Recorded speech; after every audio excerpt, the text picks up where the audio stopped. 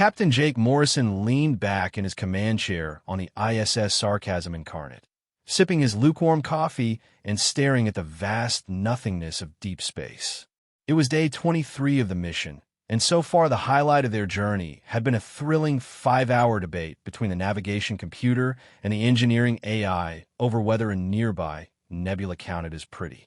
This was humanity's shining future in the galaxy, apparently. Mining missions to nowhere, while the Galactic Council collected dues and sent strongly worded memos about improper asteroid extraction etiquette. Captain came the chipper voice of Lieutenant Amy Parker, his second-in-command and, regrettably, the most competent person aboard. I'm picking up something odd. Jake didn't even bother to look up for his coffee. Unless it's a wormhole full of winning lottery tickets, I'm not interested. This one's different, Amy insisted, her fingers dancing across her console with terrifying efficiency. Weak signal. Broken. Definitely artificial. That got Jake's attention. With the Galactic Council running this sector like a homeowners association on steroids, artificial signals where they weren't supposed to be usually meant one of three things. 1. Someone was violating 17 interstellar ordinances. 2. Someone was dying horribly. Or 3. Someone was dying horribly while violating ordinances.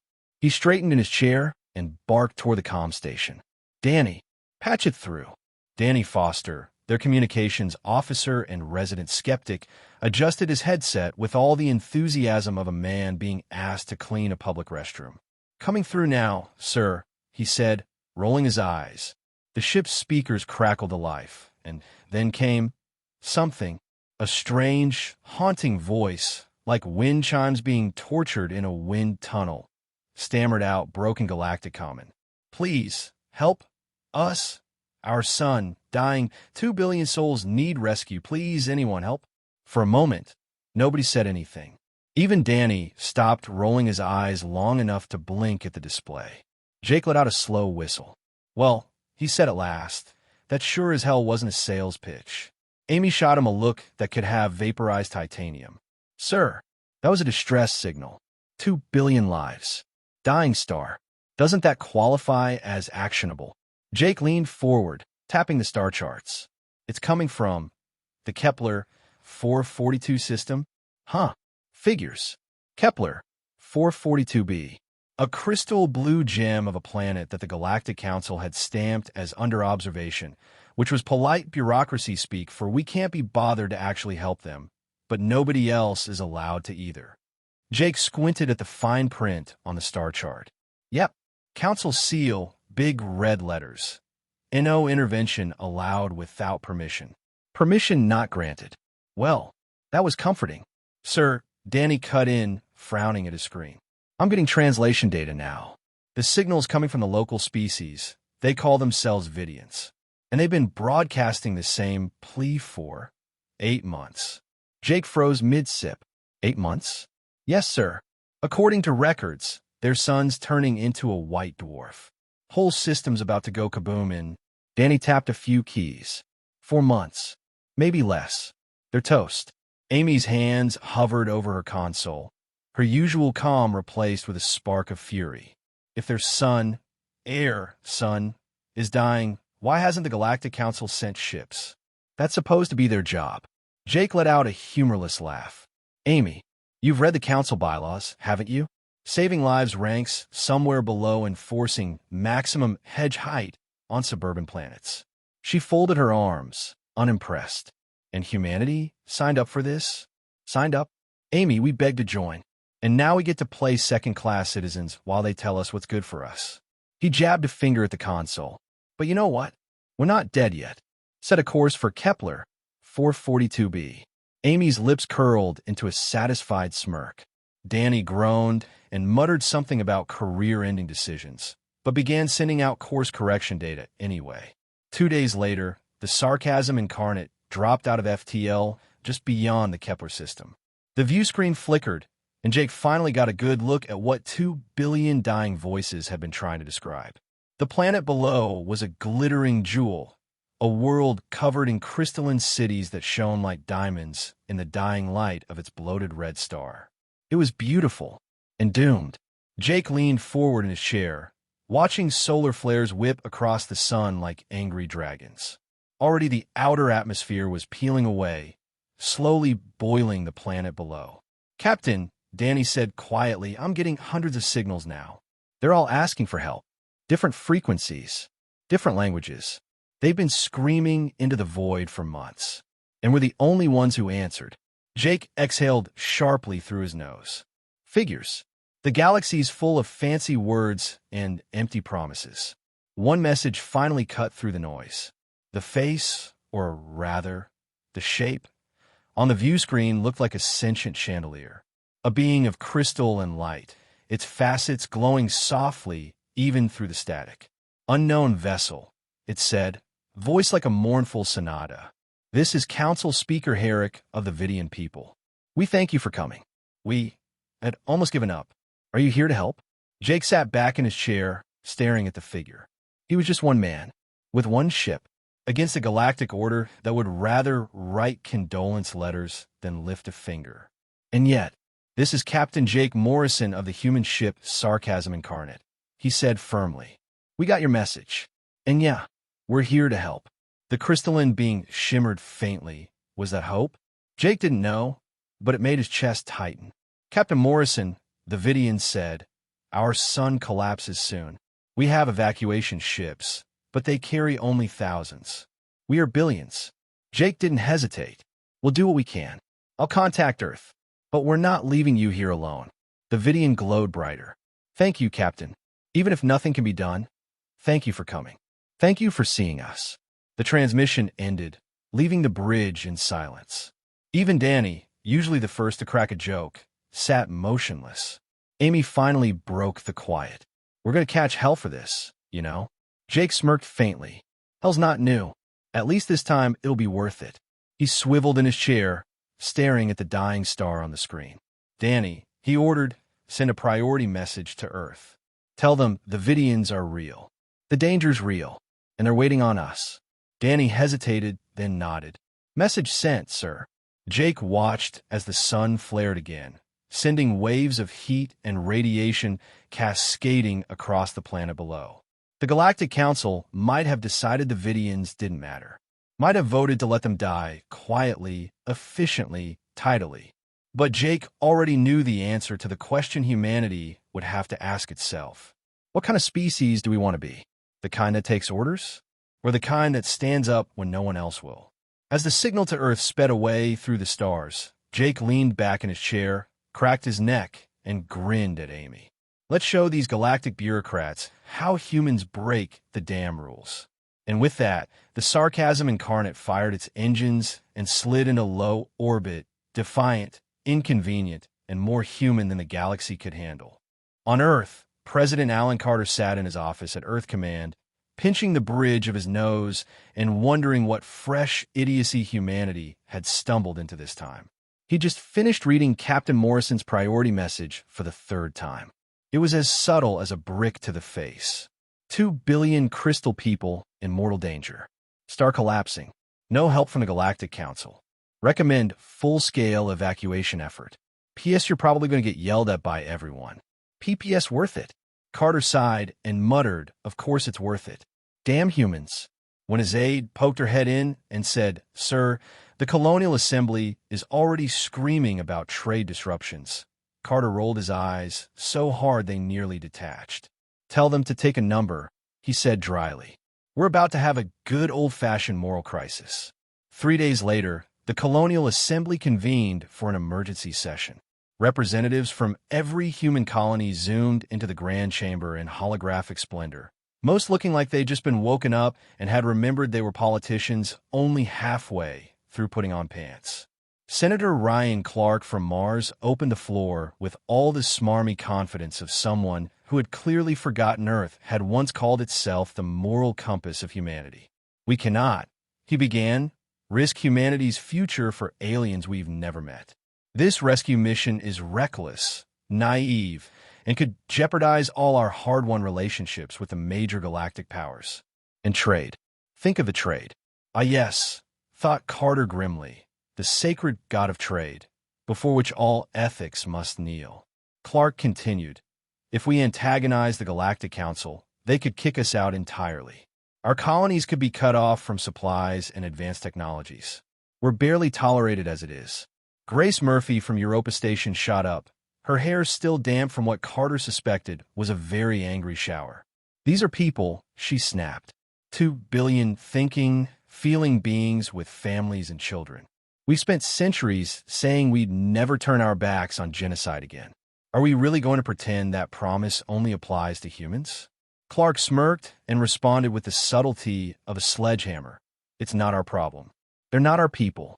At which point Commander Beth Williams, head of the Terran fleet and resident patron saint of no patience for your nonsense, stood up, hands on the table, and dropped her datapad on the floor just for dramatic effect. I've run the numbers, she barked. If we strip every defensive ship from every colony, every supply vessel, every passenger liner, we can save maybe 200 million Vidians.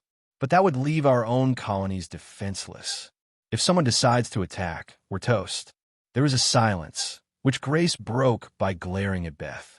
So your solution is to do nothing? My solution, Beth shot back, is to point out that the galaxy is full of things that want us dead already, and this mission would paint a giant target on our backs. I'd rather not offer ourselves up on a silver platter to prove we're morally superior. Carter sat there, listening to all of this, wishing he'd brought more whiskey. Just when the shouting reached levels detectable from orbit, Dr. Elena Rodriguez, Earth's foremost xenoanthropologist and professional wet blanket, stood up and dropped a different kind of bomb.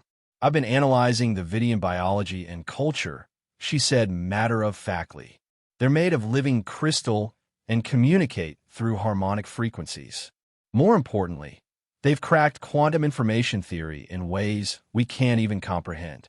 Their technology could advance us by centuries. Clark scoffed. So now we're saving them because they're useful? Rodriguez didn't even blink. No, Senator, we should save them because it's the right thing to do. But also because, coincidentally, doing the right thing would make us better too.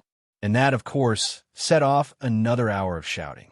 After 2 days of debate, during which Carter briefly considered just launching every representative into orbit for a few hours to clear their heads, the vote was called. The result? 52 in favor of a rescue mission, 48 against. Carter raised an eyebrow because the vote didn't even matter. Thank you for your advice, he said sweetly. But this decision falls to me. And I've made it. We're going to help the Vidians. The room exploded. Some delegates cheered. Some hurled datapads at each other. Clark stood up, finger wagging like a malfunctioning metronome. You're gambling with every human life in the galaxy. If this goes wrong, their blood will be on your hands. Carter rose slowly, fixing Clark with a look that could peel paint. Senator, he said evenly, I've read our history. I know what happens when good people do nothing while others suffer. I know what happens when we decide that politics is more important than lives. And I won't let humanity be remembered as the species that watched genocide and shrugged. We help. That's what we do. Then he turned to Commander Williams. Beth, you're in charge of Operation Lighthouse. Every available ship, every available crew. We save as many Vidians as we can. Understood? Williams grinned. Understood, Mr. President. Time to make some enemies. Predictably, the galaxy did not take the news well. The Alarian Empire froze all human assets in their space and sent a rather rude diplomatic cable reading simply, "Congratulations on your moral superiority.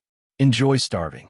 The Zephyrian Collective slammed their borders shut to human ships and started broadcasting passive-aggressive messages about unfortunate precedent-setting behavior. And the Hijgemany? They issued a formal warning. Any human ship in Vidian space would be treated as hostile. Back on Earth, the stock market tanked faster than a drunk rhino on roller skates.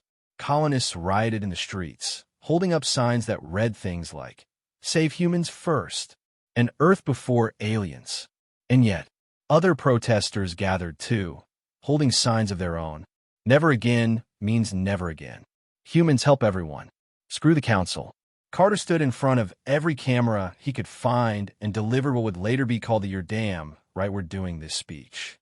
We are facing a test of who we are as a species. We can choose to be safe and comfortable while others die, Or we can choose to be the humans our children will be proud of. We can choose to be the species that stands up when everyone else sits down. We choose to help. The speech divided humanity even further, but it also galvanized thousands of volunteers. Ships poured into dry docks to be converted for rescue operations. Passenger liners were stripped to bare bones to fit more refugees. Even captains of cargo haulers signed up, grimly muttering, "If we're going to bankrupt ourselves, at least let's do it properly." Back aboard the Sarcasm Incarnate, Captain Jake Morrison watched the news feeds while parked above the dying Vidian world. More human ships were arriving every hour now. Everything from battlecruisers to pleasure yachts, hastily retrofitted to hold as many crystal bodies as possible. "Well," he muttered to Amy, who stood next to him, "we've officially ticked off every power in the galaxy. Earth's economy's in the toilet. And apparently I'm now a wanted man in 3-star systems." Amy raised an eyebrow. "You sound proud." Jake grinned and leaned back in his chair. "Damn right. Feels like we're finally acting like humans again." Down on the planet's surface, the Vidians began singing soft, shimmering notes that floated up into the atmosphere. Jake turned to Amy, and for once, there was no sarcasm in his voice. "Let's just hope the rest of humanity keeps remembering who we are." Commander Beth Williams had seen plenty of bad odds before. Asteroid fields, pirate ambushes, her niece's piano recital. But nothing quite matched the sight currently looming on her tactical display. 50 Hijgemany doom barges, each one the size of a small city and packed with more weapons than a paranoid Texan's garage, sat in perfect formation at the edge of the Kepler 442 system. Their hulls gleamed black and chrome, bristling with gun ports, missile bays, and what Beth suspected was at least one device for measuring the smugness of their own fleet. Her own ships? A motley collection of military transports, hastily armored civilian passenger liners, and cargo freighters so old they still had steering wheels. It was like showing up to a gunfight armed with a very sharp stick and a strongly worded letter. Beth stood on the bridge of her flagship, ISS Backbone, arms folded, staring at the incoming transmission notification flashing in angry red. The Hijgemany fleet commander was calling. "Put them on," she said dryly. A towering figure appeared on the view screen. Admiral Zorik, the Hijgemany's most infamous and least fun officer. He was encased in what looked like plate armor crossed with a cathedral, glowing veins of energy running through his helmet. His voice came out as a low mechanical growl. "Human Commander, you are ordered to cease this illegal intervention and withdraw your vessels from the system immediately. You have 48 standard hours. Failure to comply will result in annihilation." Beth tilted her head slightly and pretended to be impressed. "Oh, good," she replied. "You memorized your script. I was worried you'd come unprepared." The Admiral didn't even blink, possibly because he didn't have eyelids. "Your actions violate Galactic Council law. Your presence here threatens the stability of the galaxy. This rescue operation is unauthorized." Beth raised an eyebrow. "Saving lives threatens the stability of the galaxy, right? Do you guys hear yourselves when you talk?" For a moment, Zorik hesitated. A brief, awkward silence where even his enormous ego seemed to trip over itself. But then he doubled down. "Your intent is irrelevant. Your mission is forbidden." Beth smiled coldly. "Oh, good, because we don't care about your intent either. We're busy saving people." With that, she cut the channel, leaving Zorik's unblinking face frozen mid-glare on the screen for just a second longer than was polite. Beth paced the bridge, glancing at her tactical map. The Hijgemany fleet had already begun maneuvering into a loose blockade. Their ships moved like a choreographed school of predatory fish, surrounding the rescue fleet without firing. Yet, she could see the human ships on her display as well. 800-plus vessels of every conceivable size and shape, packed to the bulkheads with terrified, singing crystal people. Captain Jake Morrison's voice chimed in over the fleet comms. "Commander," he drawled, ever the insufferable optimist. "I count 50 doom barges out there. I assume you have a cunning plan to make them spontaneously combust or politely go away." Beth snorted. "Working on it. How's the loading down there?" "About as fast as you'd expect," Jake replied dryly. "The Vidians are cooperative, but But it turns out loading millions of fragile crystal beings in an improvised refugee bunkers takes a while. Who knew? Well, tell them to sing faster, Beth said, though she couldn't hide the faint grin on her face. In the White House Situation Room, President Carter watched the tactical feeds streaming in from the Kepler 442 system. The Hijgemany ships looked like a row of gleaming guillotines poised to drop. His Secretary of Defense, Robert Kim, leaned forward, whispering conspiratorially, "Sir, if you want, we can order the fleet to withdraw. You'd save face. You'd save lives. There's no shame in a tactical retreat." Carter didn't even look at him. "There's no honor in letting 2 billion people die because it's convenient," he muttered. "But, sir, that's 50 of their ships. Our people don't stand a chance." "They didn't volunteer for a chance," Carter replied, still calm. "They volunteered to do the right thing." Kim shut up after that. On the backbone, Beth gathered her senior captains via hologram for a fleet-wide briefing. Dozens of grim, tired, but determined faces appeared around the table. Captains of battered military frigates, freighters converted into mobile refugee centers, and even the luxury liner Star Dream, which had stripped out its casinos and hot tubs to make room for crystal children. Beth spoke without preamble. "You all heard the ultimatum. The Hijgemany intends to open fire in." She glanced at the clock. 37 hours. "If we retreat now, we save our crews, the refugees we've already loaded, and our pride. If we stay, odds are good most of us will die." She let that sink in before continuing. "But if we leave, then 1.5 billion Vidians still on that planet die too." Captain Lisa Chun of the Star Dream spoke up first.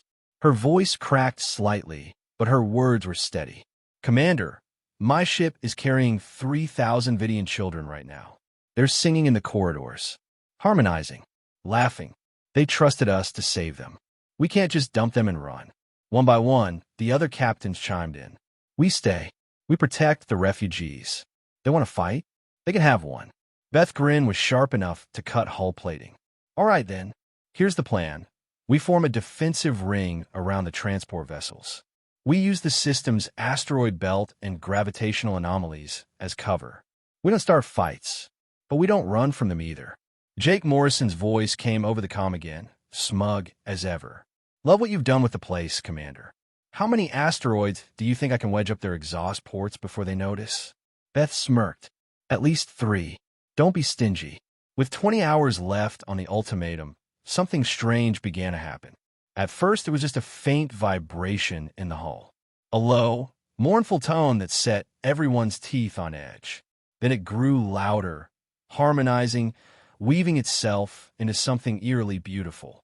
The Vidians had begun to sing. Across every human ship in the fleet, from warships to pleasure craft, the crystal refugees stood in unison, their harmonics resonating through the metal decks. Dr. Rodriguez, watching from her lab ship, gasped. "Commander, their song. It's broadcasting across every frequency." "What does it mean?" Beth asked. Rodriguez shook her head, eyes wide. "It's their story. Memories. Emotions. They're showing everyone in the system what they feel. Their fear. Their hope. Their love for their world.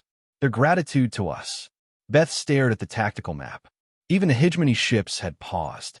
Their formation wavered. Their gun ports dimmed. One of Beth's officers chuckled softly. "Looks like the doomed barges weren't ready for feelings." An hour later, a transmission came in from an unexpected source. Captain Tar of the Alarian Transport Stellar Pride appeared on screen, his usually stone-faced features unusually soft. "Commander Williams," he said, "your people are showing more courage and compassion than the rest of us combined. I cannot stand by and watch genocide while good people try to prevent it. My ship stand with you." Beth blinked. "Not that I'm complaining, but won't this get you court-martialed?" Tar smiled faintly. "Good. I was getting bored anyway." Minutes later, more signals came in. A Zephyrian medical frigate, a squadron of independent freighters, even a tiny Centauri patrol boat. One by one, ships began defecting from the sidelines, drifting into formation alongside the human fleet. Jake's voice came through the comms again. "Well," he said, "look at that. The galaxy is starting to remember what a spine looks like." Beth allowed herself the smallest of smiles. Let's hope it remembers how to use it. With just 4 hours left, Admiral Zorik sent one final message, his voice now laced with something that sounded almost like doubt. Human Commander, you still have time to withdraw. You've proven your point. Leave before you force us to destroy you. Beth stared at the shimmering projection of his helmeted face and replied evenly.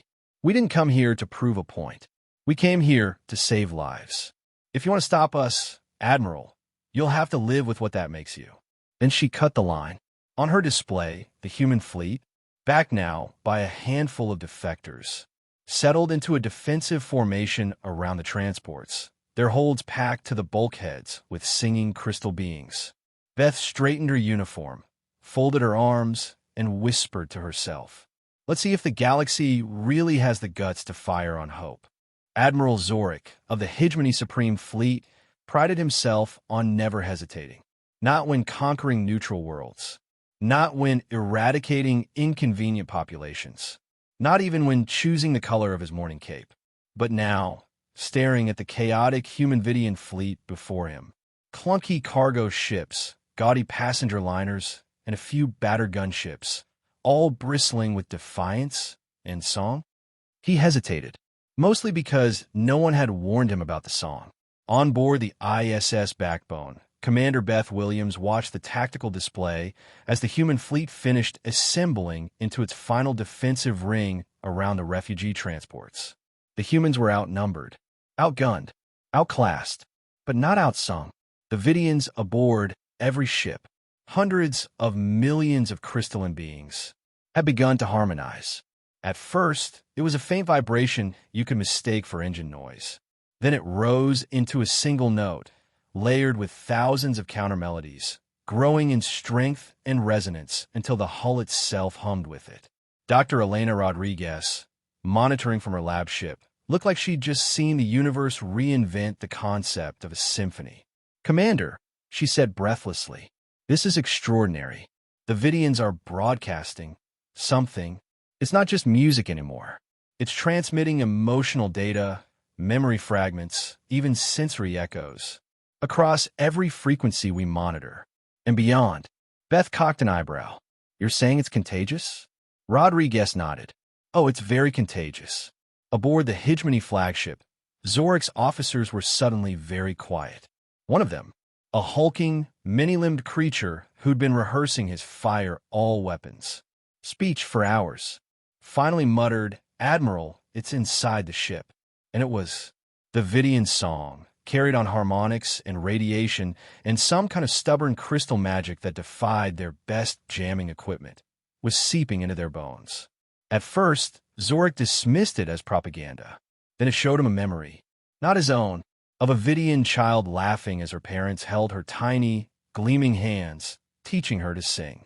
Then a family huddling together in a crystal home, watching their world's sky turn red.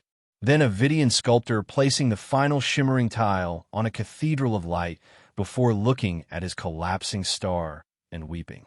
Zorik stiffened and tried to bark an order, but his voice cracked. He was feeling empathy. He hated it. Back on the backbone, the bridge crew was watching the same thing play out across the galaxy's communication channels. More defectors began to join their formation. First, the Stellar Pride, Captain Tar's Alarian ship, which boldly slid into the human ring without even asking permission. Then came the Zephyrian medical frigate, crewed by amphibians who clearly decided that treating patients was a better look than enforcing genocide. Even a few independent freighters, their captains clearly seeing which way the moral winds were blowing, lumbered into position and broadcast. We also care about feelings now. Thank for the invite. Jake Morrison, still down on the Vidian surface coordinating evacuations, watched the incoming ships and smirked. Well, he radioed to Beth. Looks like we've started a trend. Beth allowed herself a small smile. Who knew humanity would end up teaching the galaxy how to human? By now, the Vidian song was deafening and beautiful. It filled every ship, every hull, every comm channel. Even people who tried to plug their ears couldn't stop feeling it. It showed everyone the Vidian's history, millions of years of creating beauty, building cathedrals of sound and light, raising families, helping each other. It showed the humans too, in stark, proud flashes, carrying Vidians on their backs, rigging makeshift life support pods, shouting at each other over how to cram just one more family aboard. On Earth, where the song finally reached after hours of delay, protesters stopped mid-chant. Signs reading Earth first, and stop helping strangers slipped from hands as people suddenly felt what it meant to lose everything and still sing.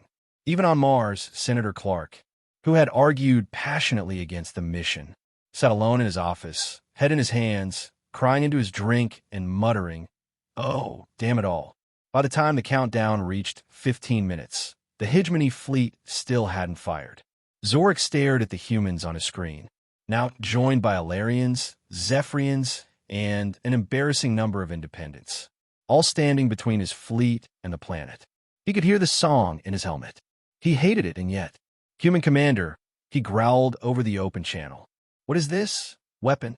Beth stared directly into the camera, her expression equal parts fury and pity. "It's called the Truth, Admiral." He hesitated. "Truth? The story of the people you're about to murder," Beth continued. "Their families, their children, everything they love, everything you'll destroy just to follow orders. Feels different now, doesn't it?" Zorik didn't reply. Beth smirked faintly. "We didn't come here to pick a fight, Admiral. But if you want one, understand this. Even if you wipe us out, even if you kill every ship in this fleet, the song won't stop. You'll hear it in your sleep. You'll see their faces when you close your eyes." Behind her, someone on the bridge muttered, "Preach."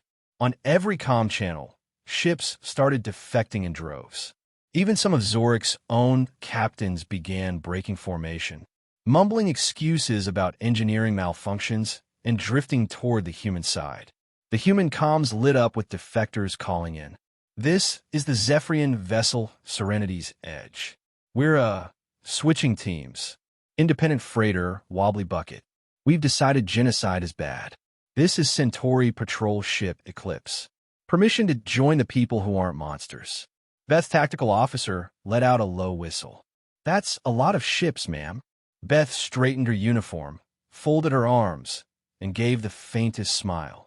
"Well," she said, "looks like decency's contagious." Finally, Zorik spoke again, his voice less sure than before.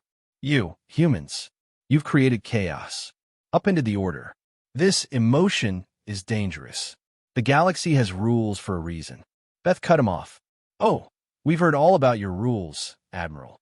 Funny thing about rules, they stop meaning much when they're just excuses to ignore suffering. You're playing with fire, Commander."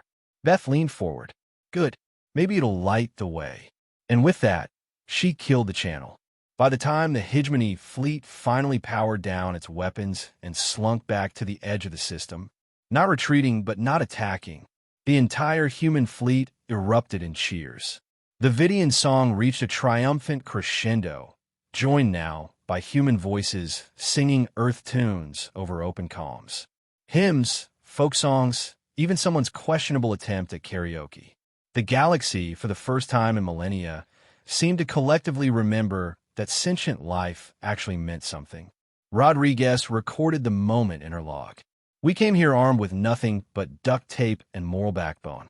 Turns out that was enough." On Earth, Carter stood in the Situation Room, watching the incoming reports as ships defected, the Hijgemany backed down, and refugees continued to load. His Secretary of Defense muttered, "They're singing now. All of them." Carter allowed himself a grin. "Good. About time the galaxy remembered what a soul sounds like." Jake Morrison radioed Beth from his position planetside, his usual sarcasm replaced with something closer to awe.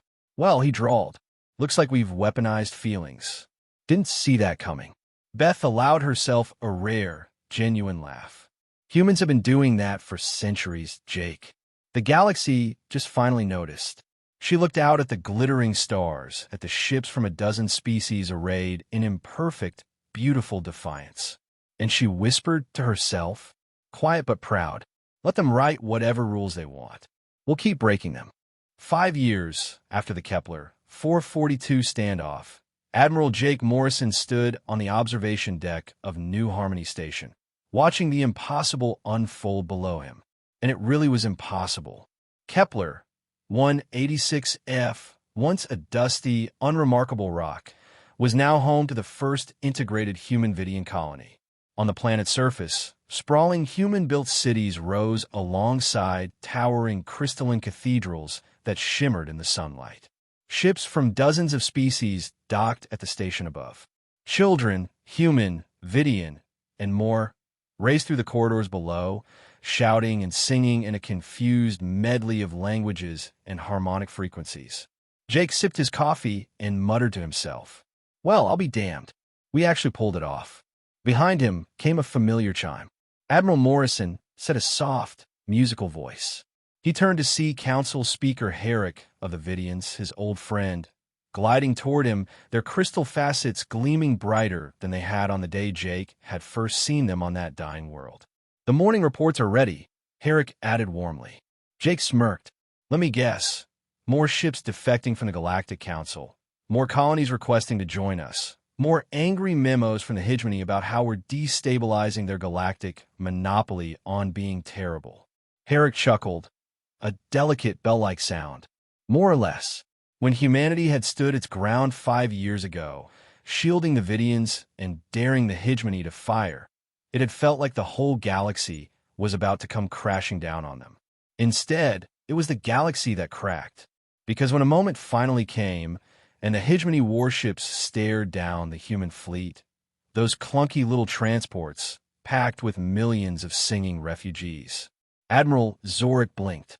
He withdrew his fleet. No shots fired.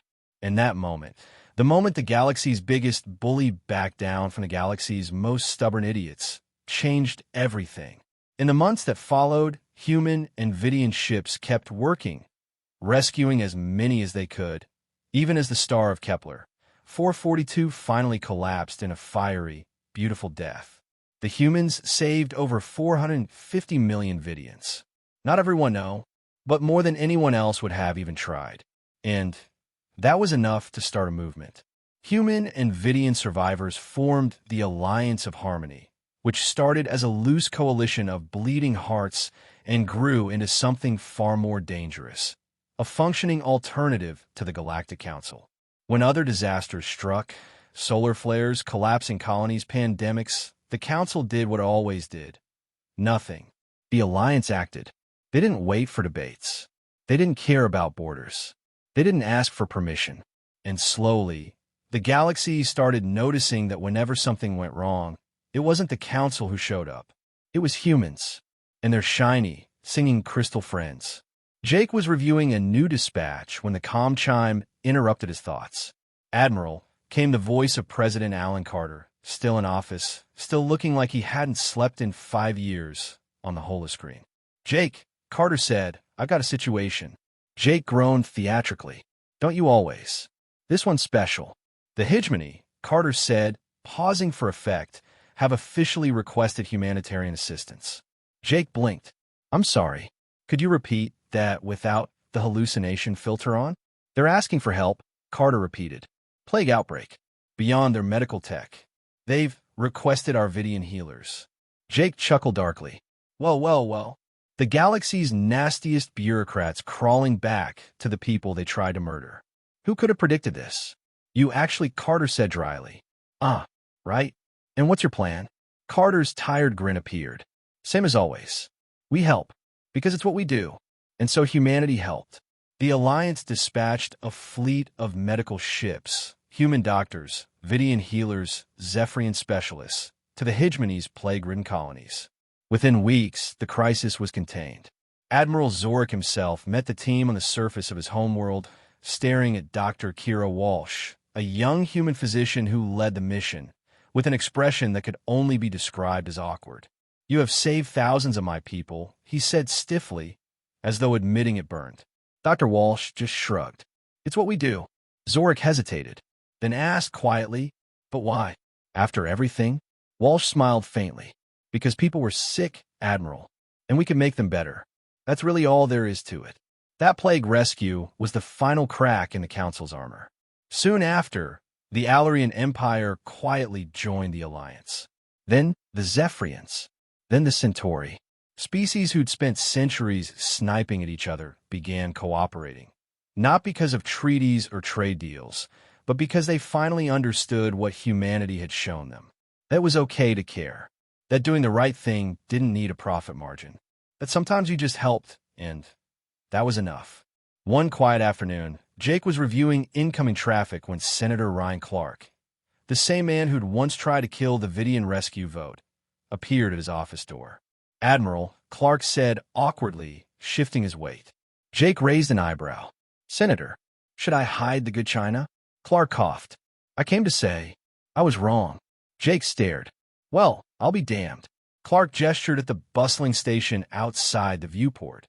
Humans and Vidians working side by side, children playing in crystal gardens, engineers and healers and artists building something bigger than any of them. "I thought protecting human interests meant hoarding what we had," Clark admitted. "But this is what protecting humanity really looks like." Jake smirked. "Took you long enough." Clark straightened his jacket. "Mars would like to formally join the Alliance. We want Vidian settlers. We want to help." Jake stood, extended a hand, and said only, "Welcome to the future." Back on Earth, Carter was giving yet another speech, this time at the Galactic Council itself, where he'd been invited, grudgingly, to speak about humanitarianism. "The galaxy isn't stable because of your laws," he told the room of stunned ambassadors. "It's stable because people care about each other despite your laws." And though they didn't clap, many of them quietly started rewriting their own policies the next day. By the time Jake finally walked the corridors of New Harmony Station again, the Alliance was unrecognizable from those first desperate days. Crime rates on integrated worlds had plummeted. Scientific breakthroughs came daily from human-Vidian collaborations. Hospitals across the galaxy had adopted harmonic healing methods.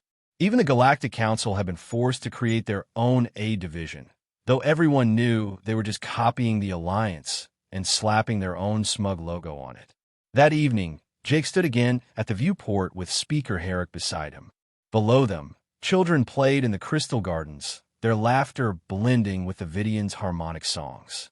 "Do you ever regret it?" Herrick asked softly. Jake didn't answer immediately. He thought of the cost.